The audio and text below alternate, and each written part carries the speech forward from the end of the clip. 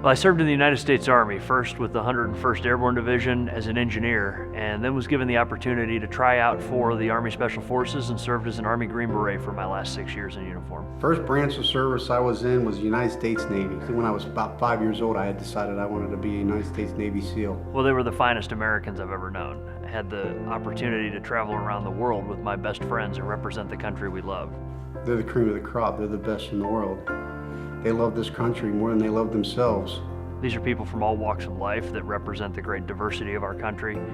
And I was proud to serve in an all-volunteer military with men and women that really wanted to be there and brought a sense of patriotism and dedication to the work that we did.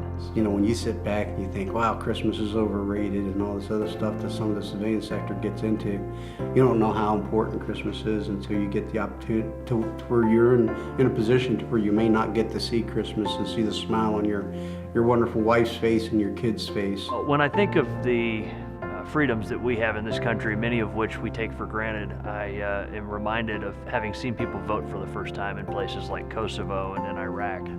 These were Iraqis or Kosovars that were risking their lives in some cases to cast a vote. Certainly they don't have the convenience that we have in the process, and it was something that I, to this day, consider an inspiration. Recognize the fact that we stand on our feet and don't get on our knees.